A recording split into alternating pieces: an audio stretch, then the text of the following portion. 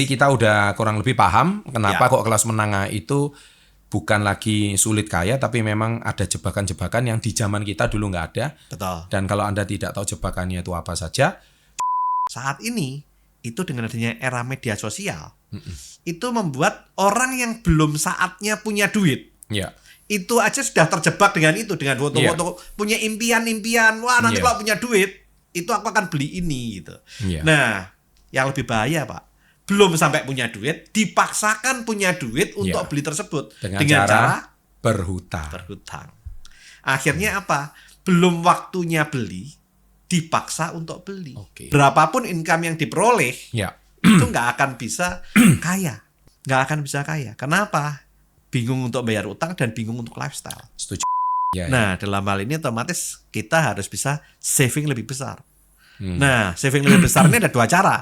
Yang pertama, kita mengatur atau mengelola uang yang kita miliki. Yang kedua adalah dengan cara punya penghasilan tambahan di luar penghasilan utama. Nah, kita mau membayar dengan cara apa? Kita mau membayar dengan berhemat atau kita mau membayar dengan bekerja lebih keras. Hanya itu pilihannya. Kalau nggak mau semuanya gimana? Anda sudah tahu jawabannya. Jawabannya apa? Anda pasti akan masuk dalam middle income trap. Bahkan rentan miskin, Pak. Kalau utang, walaupun tawarin, itu harus berani menolak. Harus berani menolak. Iya, kenapa? Kalau dulu cari utang itu sulit. Nah, sekarang utang tuh gampang banget. Iya. Jadi dan dia menyasar kelas menengah. Yang berbahaya. Kelas menengah. Dan semakin bervariasi ya. Oh ya, semakin bervariasi. Kenapa? Kalau menengah ke bawah kan banyak itunya, Pak. Banyak nggak dibayarnya. Nggak kuat bayar. Betul. Akhirnya jadi NPL-nya dia rendah. Non-performing loan. Kredit macetnya dia besar. Nah, dia masuk ke menengah atas. Sahabat SW30, salam hebat luar biasa. Selamat datang kembali ke Level Up Podcast. Dan seperti biasa, kali ini kita selalu berdiskusi kalau masalah finansial dengan narsum favorit Anda, Bapak Tony Adikaryo. Welcome back, Pak Tony. Ya, selamat pagi, Pak Chandra. Selamat pagi. Salam hebat luar biasa. Salam hebat luar biasa. Nah, Pak, kali ini kita lagi-lagi membahas tentang kelas menengah, Pak. Yep. Nah, jadi kelas menengah ini kenapa sih dulu dari berangkat nggak punya income, sekarang punya income, dan ketika sudah punya income, bukannya kesejahteraan yang menaik, tapi hutangnya yang malah naik. Iya. Nah, ini mau kita bahas, Pak. Iya. Penyebabnya itu di mana, problemnya itu apa. Iya. Semua akan kita bahas setelah yang satu ini. Welcome to Success Before 30 Level Up Podcast. Welcome back, Pak Tony. Ya, selamat pagi. Selamat pagi. Jadi seperti yang tadi saya bahas, Pak ya. Ya. Ini rupanya kelas menengah ini seperti judul daripada video ini, Pak. Ya. Rupanya kelas menengah itu nggak sadar kalau mereka itu kena jebakan. Betul. Nah, jadi jebakannya ini mereka nggak sadar kalau middle class ini ada sebuah jebakan yang nggak sadar ketika mereka itu dulunya berangkat dari nggak punya uang. Ya. Ketika sekarang mereka punya sedikit uang, uangnya disedot kemana-mana dia nggak sadar. Betul. Itulah yang namanya middle income trap, Pak. Middle income trap. Itu sekarang populer banget ya, Pak ya. Betul sekali. Nah, apalagi Indonesia masuk dari negara yang sebelumnya bisa dikatakan masuk dalam negara kelompok miskin. Kelompok miskin naik ke berkembang. Naik ke negara kelas menengah kan, Pak. Kelas menengah. Nah, pada saat dari negara miskin menjadi negara kelas menengah, itu otomatis terjadi yang namanya pergeseran nilai-nilai juga. Termasuk dalam budaya konsumtif. Betul. Ya. Betul. Karena di semua negara, Pak, saat dari berpindahnya dari golongan menengah, dari golongan bawah ke menengah, pasti akan terjebak dengan yang namanya middle income trap atau jebakan konsumtif tadi. Nah, yang lebih repot lagi saat ini, di era saat ini itu ada yang namanya era media sosial, Pak. Itu membooster yang namanya middle income trap ini. Menggalakkan konsumsi ya. Menggalakkan konsumsi. Kenapa ya? Sekarang kalau orang makan ya, Pak ya. Rata-rata ke kafe. Pada saat dia pesan makanan, itu begitu makanan datang. Kalau zaman kita dulu, itu kan ya udah makanan datang ya udah kita makan. Tapi yang terjadi saat ini begitu makanan datang, itu difoto dulu, Pak. bukan dimakan dulu, difoto dulu. Iya, betul. Dia upload dulu ke Sosmed. medsos. Iya. Baru kemudian setelah upload foto kanan, foto kiri, kemudian baru makan. Nah, masalahnya dia pada saat upload itu dia mengatakan, wah makanannya enak, Iya. luar biasa. Kadang-kadang diincip juga belum, Pak. Betul. Yang penting keren. Nah, Iya. dan kafe-kafe dan restoran-restoran yang bagus itu biasanya belum tentu makanannya enak. Tetapi pasti estetikanya bagus. Nah, tempatnya Instagramable. Nah, itu membuat hal-hal itu Menjadi konsumerisme. budaya konsumerisme. Itu menjadi sebuah habit baru yang di zaman dulu itu mungkin ada sih, tapi tidak semasif sekarang ini gara-gara sosial media itu. Iya, zaman kita dulu saat termasuk saya ya Pak ya. Betul. Dari tidak punya uang, Iya. kemudian dari naik motor, Betul. income kecil, Iya. naik ke lifestyle yang lebih tinggi, Iya. income naik, Iya. itu otomatis kan ya kepengin Pak. Iya. Makan yang lebih enak, Iya. ya toh? Kan kepengin ngincipin makan di restoran, kemudian juga kepengin beli parfum yang wangi, kepengin beli jam tangan yang bagus, Iya. sepatu yang bagus, dan itu pasti Pak. Itu Iya. yang namanya jebakan konsumerisme. Iya, iya. Nah, tetapi waktu itu kan ya udah hanya kita. Nah, ya udah sehingga terbatas sampai kita. Nah, saat ini itu dengan adanya era media sosial, itu membuat orang yang belum saatnya punya duit, Iya. itu aja sudah terjebak dengan itu, dengan foto-foto, punya impian-impian, wah nanti Iya. kalau punya duit, itu aku akan beli ini gitu. Iya. Nah, yang lebih bahaya Pak, belum sampai punya duit, dipaksakan punya duit untuk Iya. beli tersebut Dengan cara berhutang. berhutang. Akhirnya apa? Belum waktunya beli, dipaksa untuk beli. Oke. Karena Nah. pengen sejajar dengan teman-temannya. Pengen sejajar dengan teman-temannya. Akibatnya apa? Akibatnya terjadilah yang namanya jebakan utang. Menjadi bukan hanya middle income trap, tetapi menjadi debt trap, Pak. Debt trap. Dan Jebakan hutang. jebakan utang. Dan itu Iya. menjadi lingkaran setan, Pak. Iya, iya. Kenapa? Dia kan income-nya belum cukup Betul. untuk bayar debt tersebut. Betul. Akibatnya untuk bayar utang gimana? Iya. Ya dia meminjam dari tempat yang lain untuk membayar utang ini. Iya, iya. Otomatis kan kena biaya bunga Iya, yang iya. lebih tinggi. Iya. Akibatnya utang yang berikutnya itu lebih tinggi daripada utang yang sebelumnya. Nah, kemudian pada saat utang yang ini jatuh tempo lagi, Iya. dia akan cari utang lagi kan? Iya. Gali lubang tutup lubang kan? Sehingga utangnya mungkin awalnya hanya jutaan, naik ke puluhan juta, naik lagi jadi ratusan juta. Iya. Dan akhirnya dia hidup bukan untuk bisa mendapatkan aset, Iya. tapi dia hidup untuk membayar utang. Dan itu mengenaskan, Pak. Oke. Berapapun income yang diperoleh, Iya. itu nggak akan bisa kaya. Iya. Nggak akan bisa kaya. Kenapa? Bingung untuk bayar utang dan bingung untuk lifestyle. Setuju. Nah, jadi sekarang ini Pak, ada survei ya Pak ya, dari Angkatan Kerja Nasional 2012 dan 2021, Ya, Badan Pusat Statistik BPS, kelas menengah di Indonesia itu mengalami kesulitan untuk menabung dan berinvestasi. Apakah Iya. gara-gara itu? iya, Atau gini Pak, namanya orang itu kan berangkat dari nggak punya uang, ya, terus sekarang tiba-tiba punya uang nih. ya. Kan bingung itu Pak. Ada juga yang seperti itu. Iya kan? Nah, itu yang middle income yang sebenarnya. Hmm. Nah, bingung, nggak ngerti. Kemudian Atau gaji pertama lah. Let's say mereka itu berangkat dari tamatan SMA atau tamatan kuliah. Oke. Mereka first time bekerja dapat gaji pertama, kan ada kultur tuh Pak, ada culture. Hore, gajian pertama saatnya traktir teman-teman. Nah, itu contoh Pak. Ya, Karena ya, dia mikir ya sudahlah, kan nggak enak juga saya ini kan namanya karyawan baru ya. ya, Tapi itu kayak jadi habit. ya, Nah, ini bahaya gitu loh. ya, Ngerasakan sekali makan di kafe kan enak bener ya. betul, Nah, apalagi kalau kita lihat di Jakarta Pak ya. betul. Jakarta gedung-gedung tinggi itu Pak. Ya. Bawah itu ada Starbucks loh Pak. Oh ya, pasti. Bawah itu ada kafe. Ya, Jadi itu kan memang untuk diciptakan untuk karyawan yang di situ Pak. iya, Sehingga mereka itu mana ada bawa bekal dari rumah itu Pak. iya, Kayaknya nanti bakal diomongin temen gitu loh. betul. Nah ini kan apa kata temen ini kan menjadi sebuah bisikan-bisikan manis yang akhirnya membuat mereka itu mau nggak mau harus bukan menyisihkan ya, apa ya, men-spend ya, atau betul-betul Membelanjakan. membelanjakan Pak ya. Nah itu apakah seperti itu Pak kulturnya? Jadi karena teman, karena lingkungan gitu loh Pak. Ya. Lingkungan sangat mendukung kita. Dan lingkungan itu menjadi lingkungan yang secara keuangan menjadi negatif ya. Karena ya kita harus extra expand gitu loh. Nah, terus kemudian apalagi kalau di Jakarta macet ya. Iya. Nah, kalau jam pulang itu macet. Iya, Sehingga mereka punya reason. Saya lebih baik pulang 2 jam. Lebih lambat, tetapi lancar jalannya. Daripada langsung pulang macet. Itulah sebabnya mal-mal di Jakarta Ramai. itu kalau di atas jam 5, wah itu penuh Pak. Betul. Dan rata-rata yang penuh adalah tempat-tempat restoran, kafe. Iya. Nah, itu penuh semua gitu. Betul. Nah, otomatis dalam hal ini secara lifestyle akan meningkat Pak.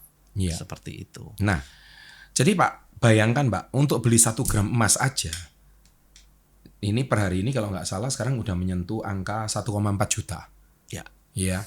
Misalnya kelas menengah membutuhkan waktu 2 bulan, sementara kelas atas hanya butuh 21 hari gitu loh.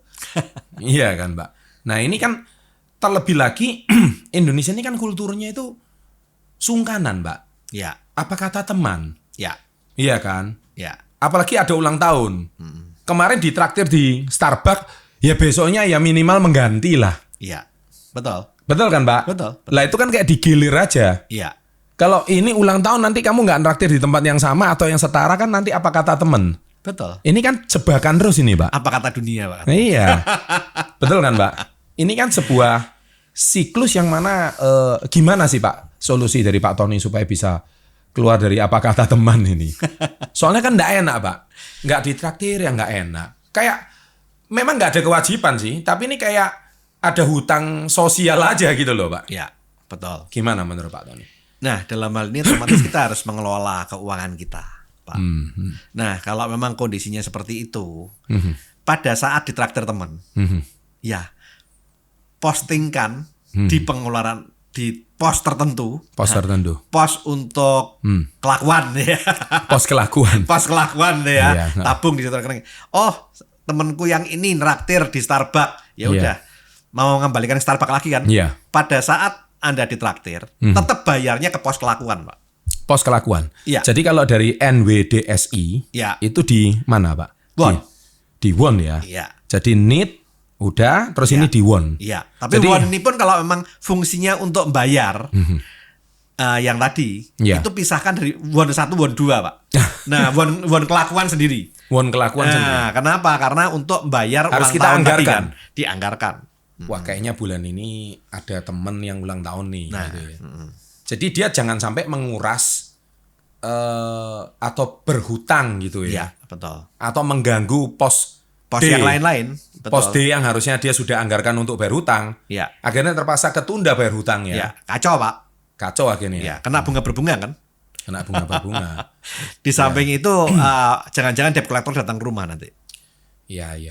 Nah, Itu seperti itu. Nah, jadi kelas menengah Pak, menurut Bank Dunia itu terdiri dari kelompok yang bercita-cita dan sudah berada di kelas menengah Pak. ya, Ini menurut World Bank ya Pak. ya. Menghabiskan sekitar 1,7 juta hingga 8,2 juta per bulan Pak. Yep. Ini middle class. Ya, Dengan sisa gaji yang kecil. betul. Ini total expanding mereka.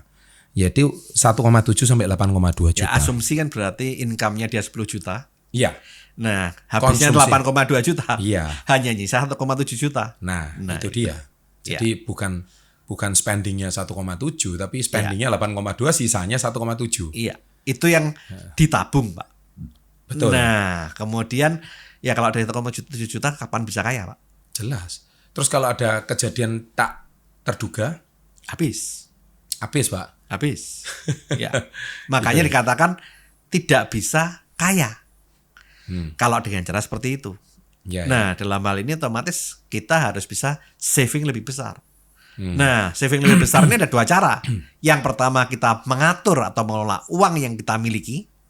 Yang kedua adalah dengan cara punya penghasilan tambahan di luar penghasilan utama. Caranya hanya ada 2 itu aja. Nah, kita mau membayar dengan cara apa? Kita mau membayar dengan berhemat atau kita mau membayar dengan bekerja lebih keras? Ya. Hanya itu pilihannya.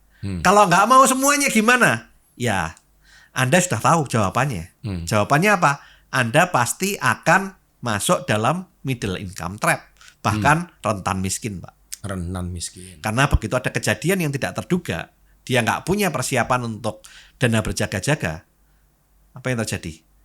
Ya, Berarti dia jauh lebih miskin daripada dulu belum berpenghasilan dong, Pak. ya, bisa seperti Terus itu. akhirnya dia stres. Ya. Dulu saya belum gajian aja hutangku nggak kemana-mana. Ya. Sekarang kenapa kok saya setelah bekerja katanya punya jabatan prestisius, Ya. kerja di gedung-gedung yang bergengsi, Ya. di Sudirman mungkin, Ya, ya kan? ya, Di SCBD mungkin, ya, ya kan? Tapi kok sekarang kok malah jadi seperti ini gitu? ya.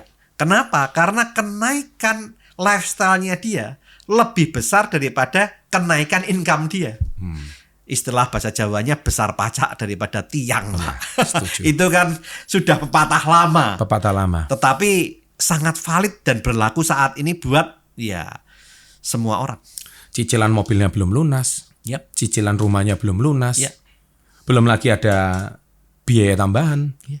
Berarti dia harus tahu persis pos mana yang dia harus anggarkan. Iya. Kalau Termasuk kalau dia mau utang, dia harus tahu maksimal berapa untuk utang. Kalau enggak, Kalau enggak ya Fatal. akhirnya numpuk kan. numpuk ya. Nah, numpuk akibatnya apa? Ya, ada yang Ya. sampai mau udah nyicil mobil, mobilnya disita Iya. balik, ditarik sama leasing, Pak. Ya, ya. Ditarik sama bank. Ya, ya. Kenapa? Ya nggak bisa bayar. Akibatnya pada saat dia ditarik, itu termasuk uang muka, termasuk cicilan yang selama ini kan habis semua, Pak. Ya, ya, ya, ya. Nah, kacau. Rumahnya ditarik, mobilnya ditarik. Ya, ya. Akhirnya dia merasa bahwa apa yang dilakukan dia sia-sia. Frustrasi. Kalau kelompok di bawah mereka, Pak, calon kelas menengah, ini kita nggak ngomong kelas menengahnya, Pak, calon, Pak, Ya. lebih rentan lagi karena penghasilan mereka yang lebih rendah dan seringkali tidak cukup untuk memenuhi kebutuhan sehari-hari. Betul. Jadi di bawah UMR lah, Pak. Kan Ya. sekarang juga masih banyak nih anak-anak Ya. muda yang gajinya di bawah UMR ya. Ya. UMR itu kan ditujukan untuk big company ya, Pak. Ya. Karyawannya harus wajib UMR, Ya. katakanlah pabrik. Betul.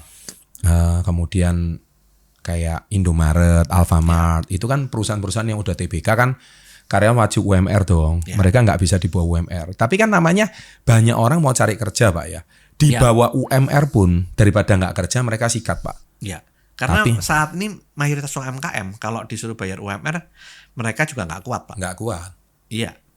Dan tontonannya sama, Pak. Iya. Masalahnya itu tadi. Sosial media tadi, Pak. Tontonannya sama. Nah. Kok lihat orang lain kok hidupnya enak bener gitu ya. Betul. Kita ini saya pernah punya satu teman, Pak, lucu ceritanya. Dia tuh cerita gini, apa? Satu malam habis 1,5 juta. Gua kerja dari pagi sampai malam, sekian banyak. Kita cuma habis 10 menit. Aduh, kok rasanya nggak adil dia ngomong kayak Iya. gitu. Ya. Dan repotnya yang ditonton adalah Sama. rata-rata video-video yang dibuat oleh orang-orang Jakarta, Pak. Nah, itu dia. Nah, yang nonton itu orang-orang daerah, Pak. UMR-nya Jakarta dengan UMR-nya daerah itu beda jauh loh, Pak. Iya. Di Jakarta UMR-nya bisa 4,5. Iya. Di daerah ada yang UMR-nya cuma 2 juta, Pak. Nah, nonton yang UMR-nya Jakarta. Frustrasi, Pak. Frustasi. Dan berusaha lifestyle-nya mengikuti supaya dianggap Ya, sip sama teman-temannya kan. betul. Dianggap top. Nah, Iya, tapi iya. akibatnya kehidupannya justru berantakan. Dan celakanya lebih parah lagi, pandemi COVID-19 ini memperburuk situasi ini. Ya, Dengan penurunan jumlah warga kelas atas ke kelas menengah, downgrade loh, Pak. ya, Ya karena pinjol. Ya. Ini pemerintah yang ngomong Ya, loh ya, karena judol. ya. Saat ini lagi Saat ini kan musim. lagi marah kan, Pak. Kenapa? Heeh. Karena ya itu tadi. Karena dia ngelihat video-video yang Betul. melihat wah enak ya. Ya. Jadi orang kalau bisa makan enak, Ya. bisa healing, bisa apa. Akibatnya belum punya duit, dipaksakan, Pak. Dipaksakan. Akibatnya apa? Ya berantakan semua, Pak. Yes. Kondisinya. Sementara jumlah calon kelas menengah dan rentan terhadap kemiskinan itu meningkat. Yap. Jadi mereka memaksakan diri itu tadi gitu Ya. loh. Kepingin kaya dengan cara cepat, Pak. Selalu ya. Nah, Nah. akibatnya kalau kepingin kaya dengan cara cepat, Ya. itu pada saat melakukan sesuatu, Iya. sesuatu ini biasanya investasi. Iya. Itu tidak pernah diteliti terlebih dahulu. Iya, iya, Makanya saya selalu mengatakan, kalau Anda mau melakukan investasi, Iya. lakukan teliti sebelum investasi. Nah, gini Pak, kalau bicara teliti itu, kalau saya mau belajar khusus sama Pak Tony ada nggak Pak? Supaya saya lebih smart gitu loh. Ya, ada, Pak. Nggak, Dalam hal ini otomatis kita harus menata duit kita melakukan investasi itu apa aja, itu semuanya kita tata semua. Pak Tony kan sering bilang teliti sebelum membeli. Ya. Masalahnya saya nggak tahu apa yang harus diteliti. Saya nggak punya ilmunya. Ya itu harus pelajari Pak. Harus Dan dipelajari, saya ya. ada kursus Ya. yang namanya kursus manajemen keuangan. Oh, di situ diajarkan, Pak. Iya, itu totalnya 16 jam ya Pak. 16 ya. jam. Saya bukan nggak mau berbagi saat Iya. ini, tapi ya nggak mungkin kan kita podcast 16 jam. Dan bukan cuma masalah 16 jamnya, tapi ada tugas-tugas ya, Pak ya. Ya, saya setiap 16 jam itu pun kita atur dalam 8 kali pertemuan. Dan setiap pertemuan itu selalu ada tugas. Oh, jadi untuk mengukur kemampuan kita memahami materi tersebut ya. Betul. Jangan sampai cuman pasif, karena daya tangkap setiap orang kan beda-beda, Betul. Pak. Tapi dari hasil tugas itu kan kita bisa tahu daya tangkap seseorang itu berapa banyak, sehingga yang kembali ke cerita teliti sebelum membeli itu tadi membuat kita lebih cerdas secara keuangan gitu ya. Dan di samping tugas-tugas itu bukan hanya sekedar tugas ya Pak ya, tapi juga harus yang ada yang diaplikasikan Pak. Nah di situ dia akan mengaplikasikan, dia akan merasakan bagaimana istilahnya before and after gitu loh, Pak. Ya, agar literasi keuangan kita meningkat ya. Iya, karena orang kalau cuma dengerin podcast gini Pak, Ya kan kita nggak tahu. nggak ada tugas, nggak ada Ketiduran apa. juga nggak tahu, Pak. Nah, sehingga kan Nonton tidak sambil bisa ketiduran. maksimal. Dengar Pak Tony dongeng aja gitu. Iya, iya. Nah, kesenjangan antara pendapatan dan pengeluaran semakin besar, kesulitan mereka untuk menabung. Jadi topik saya Pak bicara soal menabung itu video saya tetap number one sampai hari ini Pak. Yap. Ya itu hampir 10 juta view. Ya, ya. Nah itu menunjukkan bahwa betapa banyaknya kelas menengah cenderung ke bawahnya Indonesia sangat sulit untuk menabung Pak. Ya. Nah Di konten saya Pak, ada yang nulis lucu, saya sampai ketawa. Iya. Saya punya judul video yang judulnya 7 fungsi menabung. Iya. 7 tabungan penting yang harus Anda miliki. Iya, iya. Dan dia nulis hoax. Saya pada lihat kolom komentar lihat aja hoax. Oh, iya ya. Kesimpulannya apa? Frustasi. Dia frustasi. Frustasi. Nah, ya dia mengatakan hoax karena dia berpikir bahwa orang yang bisa punya 7 tabungan itu nggak masuk akal. Iya. Kenapa dia mengatakan nggak masuk akal? Karena dia sendiri tidak pernah berusaha untuk melakukan menabung. Iya. Dia nggak pernah bisa menyisihkan. Akhirnya mengatakan frustasi, dia mengatakan hoax. Saya katakan yang hoax itu dia gitu loh. Meninggalkan kolom komen nulis hoax itu kan tidak sesulit menabung loh Pak. Oh, ya pasti Pak. Lah, iya. Jadi dia milih gampangnya aja loh Pak. Iya. Nah, ya udah. Dan selamanya dia nggak akan pernah punya tabungan Nggak pernah selama bisa. tidak berubah mindsetnya dia. Pak. Iya. Nah akibatnya banyak dari mereka mencari solusi instan akhirnya melalui pinjol dan judol. Yes. Itu kayaknya satu paket lah sekarang ini. Paket. Dan semakin populer Ya. pasca rubuhnya robot trading Iya. di zaman-zaman COVID. Betul. Dan sekarang yang kelas bawah semakin banyak main Judi online. Ya. Dan ketika habis top up-nya pakai pinjaman online. Ya. Jadi satu lingkaran setan yang nggak ada Satu lingkaran. habisnya. Ya. Oke. Dan saat ini pinjaman tuh variannya banyak loh Pak. Nggak hanya pinjaman online aja. Gitu ya. Bagi Anda yang punya kartu kredit, kemudian Anda bisa bayar lancar nih. Iya. Wah itu serbuan telepon ke telepon Anda. Iya, iya. Wah itu banyak. Saya sehari itu bisa ada tawaran. Itu bisa sampai 8 sampai 10 kali Pak. Oh. Telepon setiap hari masuk ke Iya, telepon saya untuk gitu. nawarin utang. Dan utangnya kecil Pak. Hanya ada yang 0,59%, 0,6, 0,7, ada yang ngasih 0,2, ada yang ngasih 0,3. Saya sampai bingung sebenarnya. Kenapa begitu banyak banjir tawaran utang seperti ini? Iya. Nah, kalau saya mengalami, saya tolak semua, Pak. Iya, Nah, iya. tapi banyak orang yang, wah ini murah, ini murah, ini murah. Nyicilnya cuma sekian, nyicilnya cuma, dia selalu mengatakan pada saat nawarin utang, Bapak nyicilnya cuma sekian. Bapak terima sekian, nyicilnya cuma sekian per bulan. Iya. Nah itu kalau saya ambil, misalkan orang itu tidak punya duit, dia ambil 10 kondisi itu, yang masing-masing bayarnya cuma 1,5 juta kok Pak per bulan. Iya, Dia iya. ambil 10, dapatnya kan berarti bayarnya 15 juta per bulan. Iya kan? Duit yang diterima digunakan sama dia investasi, investasi yang nggak jelas, dan kemudian hilang duitnya. Apa yang terjadi? Berarti dia harus bayar utang 15 juta per bulan, Pak. Gajinya dia misalkan cuma 5 juta per bulan. Selesai lah, Pak. Iya. Berarti Pak, kalau saya boleh simpulkan di sini, memang kalau seseorang punya income tapi tidak dibekali dengan pengetahuan keuangan, Ya. wah ini seperti pedang bermata dua. Iya, Semakin tinggi income semakin berbahaya. betul. Jadi dia harus punya literasi keuangan yang baik. Iya. Oke. Dan harus tahu kalau utang walaupun tawarin itu harus berani menolak. Harus berani menolak. Iya, kenapa?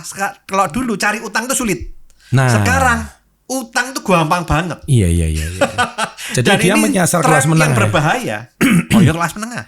Dan semakin yang- bervariasi ya. Oh ya semakin bervariasi. Kenapa? Kalau menengah ke bawah kan banyak itunya Pak. Banyak nggak dibayarnya. Banyak nggak Nggak kuat dibayar. bayar. Betul. Akhirnya kan jadi NPL-nya dia rendah. Sangat Non-performing loan. Iya, Kredit iya. macetnya dia besar. Iya. Nah dia masuk ke menengah atas. Iya. Nah, menengah atas otomatis biasanya ya yang punya kartu kredit itu kan biasanya sudah jabatannya sudah bukan karyawan biasa, Pak. Iya. Sudah supervisor, sudah manajer, Iya. sudah BOD. Iya. Nah, banyak loh BOD, saya ketemu BOD yang ternyata secara keuangan nggak bener. Nggak banyak bagus. sih ya. Banyak, Pak, banyak. Jadi apa namanya titel aja BOD, tapi secara keuangan berantakan, Pak. C-level pun keuangan berantakan. Ya, Padahal C-level ya. ya. Wow. Jadi ini Jadi dalam hal ini tergantung bagaimana cara Anda mengelola. oke.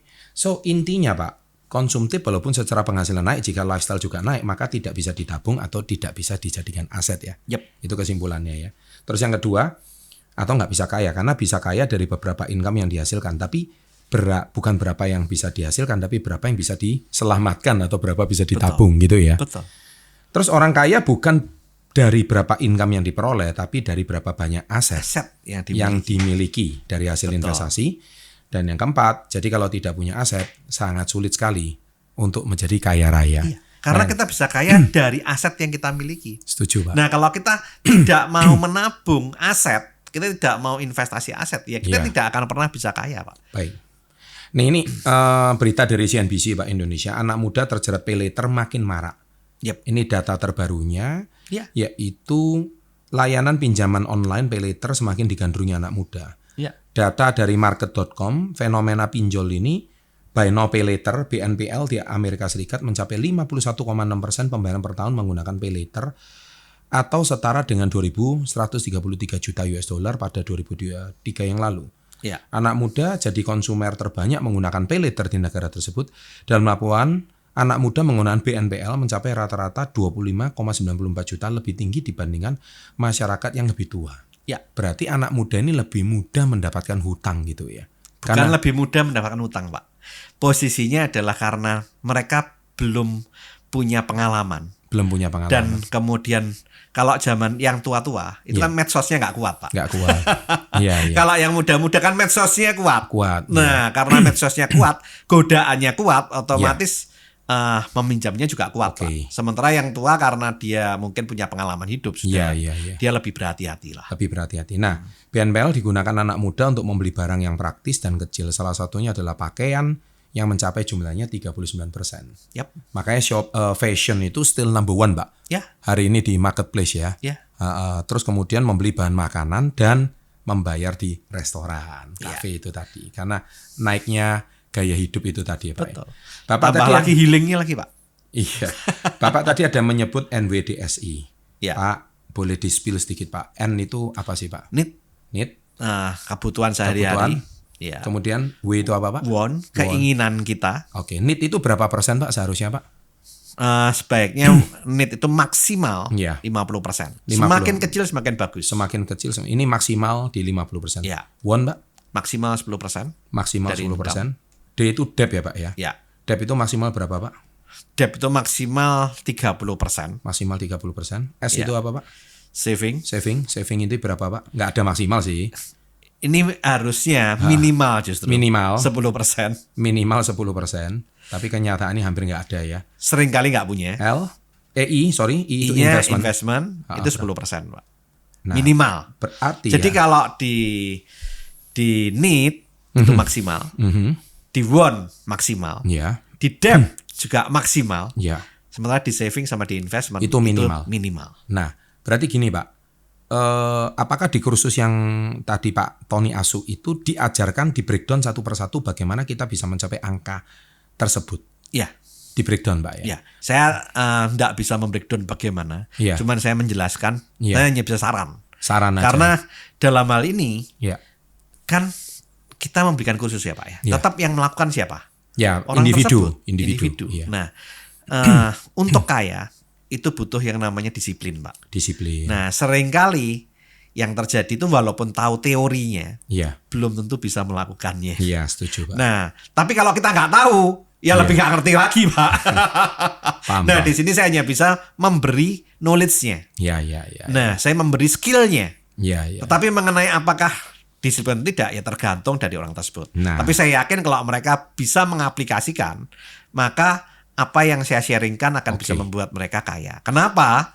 Karena apa yang saya sharingkan ini bukan berdasarkan teori, Pak. Iya. Karena saya berangkat dari naik motor. Dari naik motor. Saya mengaplikasikan apa yang saya sharingkan ini. Iya.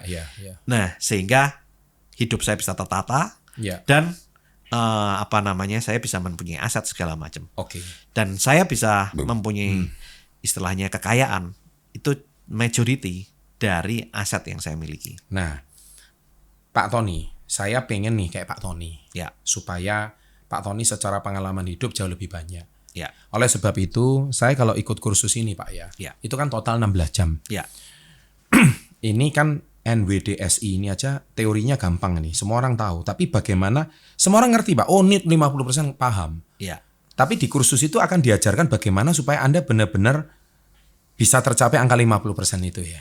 maksimal, Pak. Maksimal. Bahkan saya terus berusaha tekan Ya. needs saya itu menjadi 20%. Sebisa mungkin Sebisa supaya mungkin. larinya ke S sama I ya, Ya, Pak ya. apakah menekan 20% itu harus dengan berhemat? Ya. Enggak juga.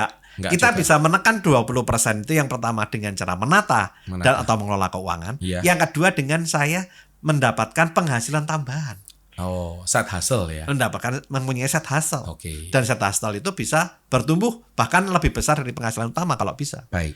Nah, kemudian kalau kita bicara ke topik berikutnya, artinya saya boleh menyimpulkan Gen Z itu malu pakai Android, lebih baik pakai iPhone karena takut dikucilkan. Ini ada loh. Ya. Nah, sekarang makanya kenapa ada segmen iPhone itu menjadi laku keras. Ya. Apple seneng-seneng aja, Pak. Oh, seneng, Pak. Karena ada Itu bisnis, Pak. ada status, Pak. Di sini itu kalau lu belum valid kalau belum pakai iPhone gitu loh. Yes. Jadi iPhone itu adalah standar ukuran kesuksesan Gen Z, Pak. Iya. Nah, artinya Pak, banyak netizen bertanya kenapa kok nggak langsung dibahas di sini aja NWDSI-nya. 16 jam, Pak. 16 jam dan ada tugas itu Dan ya. ada tugas-tugas Nah, yang kita tugas itu sharingkan. mengukur bahwa bukan berapa banyak yang kamu tahu, tapi yang paling penting berapa banyak yang sudah kamu praktekkan Iya. dari apa yang kamu tahu gitu ya, Pak. Betul. Nah, Karena artinya saya mengajak bukan hanya men-sharingkan saja, Pak. Iya. Tapi juga mengajak juga melibatkan. melibatkan ya. Nah, kalau orang sudah terlibat, maka dia akan lebih merasakan Dengan dia ngerjain implikasinya. tugas itu semacam kayak check up gitu ya. Iya, iya. Gue sampai di mana ini ceritanya? Iya, iya. Oh iya ya. Jadi Iya. dia tahu kesalahan dia. Iya. Kalau kita cuma ngomong pasif kayak gini, ya mending nggak Ya, usah hanya kursus. teori aja. Teori aja ya. Nah, itulah perlunya kursus itu seperti itu ya, Pak ya. Betul. Jadi untuk mempraktekkan apa yang dia tahu. Iya. Karena tingkat literasi seseorang kan beda-beda, Pak. Beda-beda. Ya, Makanya belum tentu butuh kamu 8 kali pertemuan, Pak. Butuh 8 kali Kenapa pertemuan. 16 jam nggak dibuat aja 2 hari atau 3 hari ya? Ah. Nah, karena kalau 3 hari kan pertama pada saat kita sharing itu Iya. otaknya penuh. Iya. Yang Betul. kedua, aplikasinya nggak bisa, Pak. Iya. Kalau Nah. 16 jam jangan-jangan disetel ketiduran dia, Pak. Nah, Oh, aku sudah tahu ilmunya NWDSI-nya Pak iya. Tony gitu. Iya, betul. Tapi Kadang-kadang tetap- cuma tahu judulnya doang. Judulnya tuh. Cuma tahu 5 menit pertama. Itu bedanya nonton YouTube sama di kursus ya, Pak ya. Betul. Baik. Betul. Terima kasih Pak Tony atas sharing kali ini. Yes. Jadi kita udah kurang lebih paham kenapa Ya. kok kelas menengah itu bukan lagi sulit kaya, tapi memang ada jebakan-jebakan yang di zaman kita dulu nggak ada. Betul. Dan kalau Anda tidak tahu jebakannya itu apa saja, mungkin di kursus manajemen keuangan dibahas semuanya. Yap. Terima kasih. Kita tutup terlebih dahulu untuk sesi kali ini. And sampai jumpa di puncak kesuksesan, kemakmuran. Dan salam hebat Luar biasa.